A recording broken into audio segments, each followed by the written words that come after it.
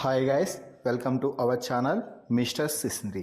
Big boss Telugu season 8లో 13 వారాలు ముగిసి 14వ వారం ప్రారంభమైంది.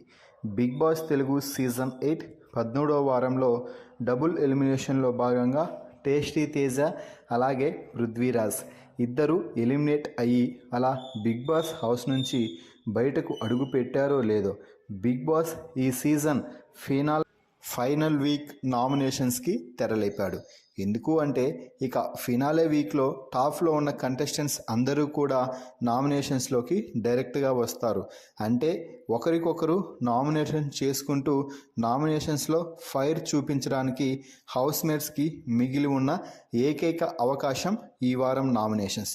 దీంతో 14వ వారం నామినేషన్స్ని బిగ్ బాస్ మరోసారి ఓపెన్ నామినేషన్స్తో తెరలేపడం అయితే జరిగింది. అలాగే నామినేషన్ ప్రారంభించే ముందు బిగ్ బాస్ హౌస్మేట్స్తో మాట్లాడుతూ ఈ సీజన్కి ఇవే చివరి నామినేషన్స్, ఒక్కొక్కరు ఇద్దరిని నామినేట్ చేసి అలాగే వారికి నామినేషన్కు తగ్గ సరైన రీజన్ కూడా చెప్పాల్సి ఉంటుంది అంటూ బిగ్ బాస్ అయితే చెప్పాడు. అయితే అవినాష్ ఇప్పటికే తొలి ఫైనలిస్ట్గా నిలిచిన కారణంగా అవినాష్ని ఎవరు నామినేట్ చేయడానికి వీల్లేదు అంటూ చెప్పడం అయితే జరిగింది. ఇక నామినేషన్ ప్రాసెస్లో భాగంగా అందరూ అనుకున్నట్టుగానే గౌతమ్ నిఖిల్ని నామినేట్ చేశాడు. ఇది ఊహించిందే. అయితే ఇక్కడ గౌతమ్ చెప్పిన పాయింట్ ఏమిటి అంటే, గౌతమ్ మాట్లాడుతూ నిఖిల్, మనం కంటెండర్ని ఎవరిని తీసుకోవాలి అని మాట్లాడుకునే సమయంలో నువ్వు ఒక పేరు చెప్పావు, నేను ఒక పేరు చెప్పాను, అంతే, అది అక్కడితో అయిపోయింది. కానీ బయటకు రాగానే తేజ నా పేరు ఎందుకు చెప్పలేదు అనగానే నువ్వు డైరెక్ట్గా గౌతమ్ నీ పేరు చెప్పలేదు, అందుకే నేను పృథ్వీ పేరు సెలెక్ట్ చేసుకున్నాను అని చెప్పావు కదా, అక్కడ అలా చెప్పడం దేనికి, మేమిద్దరం మాట్లాడుకున్నాము, నీ పేరు రాలేదు అంతే, అంటే ఒక్క మాటతో పోయిండేది.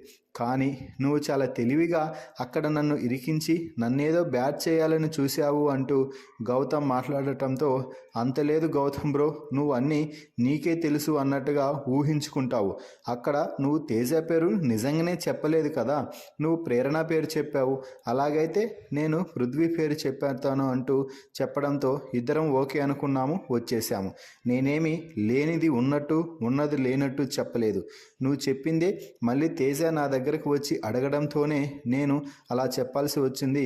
గౌతమ్ నీ పేరు అసలు తీసుకోలేదు అని మాత్రమే తేజతో చెప్పాను, ఇక మిగిలింది నాకేం తెలియదు అంటూ నిఖిల్ అయితే గౌతమ్కి స్ట్రాంగ్ కౌంటర్ అయితే ఇచ్చాడు.